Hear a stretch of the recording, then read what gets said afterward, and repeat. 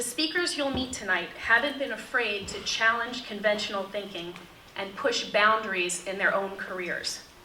The truth is that women who write about sex often aren't taken seriously as writers and frequently don't achieve the level of critical acclaim as men who write about sex, authors such as Henry Miller and Philip Roth. Erica Jong was one of the first women to break this literary double standard and write about sex from a woman's point of view. But in any case, who would you possibly get? I mean, you'd have to mostly get dead men, right? Yeah, I mean, Philip Roth, still with us, but pretty old.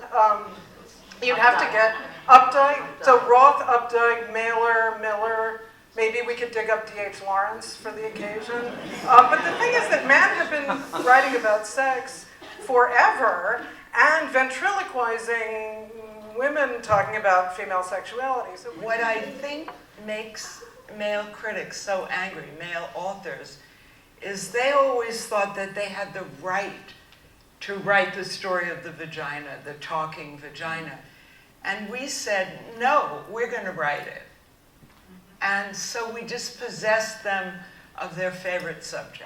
Women were very kind of, I don't want to say prudish, and what was interesting is in other countries, I'm sure you've had this experience, not at all. You know, Brazil, France, Italy, completely different attitudes. So was it reviewed by men in those countries? Yes, by men as a philosophical treatise, as a manifesto, as a love story. Not a single American review mentioned the love story. It was an obsessive love story, and the word love didn't come into a single review.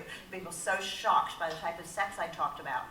So, Erica, did you get different kinds of reviews in different I have countries? always been reviewed much more interestingly and smartly in Europe, in Asia. America is curiously puritanical. Well, curious. That is one of the Famously puritanical. famously puritanical, but obsessed with sex and horrified at the same time. What we are referring to is our vulva. It is not the vagina. The vagina is the little short thing inside that women don't really have a lot of feeling in, so that we can have babies without literally dying. But you, Let me just finish. It is the part, interestingly, that produces babies, very important, and that is what gives men the most pleasure during intercourse. well, so as you know, If you go, black, white, red, yellow, and then you say penis, everyone's going to say vagina. Wrong. It's clitoris. Why is this word not on our tongues all the time? I mean, if you talk to young women, as I have done, they're not invested in their own pleasure. I don't think that has enormously changed. it's incredible. It hasn't enormously changed since Simone de Beauvoir wrote The Second Sex in 1949. Eric? People keep their sex lives in general pretty secret, as they keep their financial affairs pretty secret. To me, writing about sex has always been connected to writing about rage.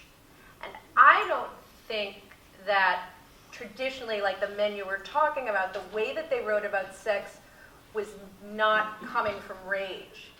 What is the function about writing about sex as a woman? What other things does it allow us to do when we write about sex, and what are we ultimately writing about?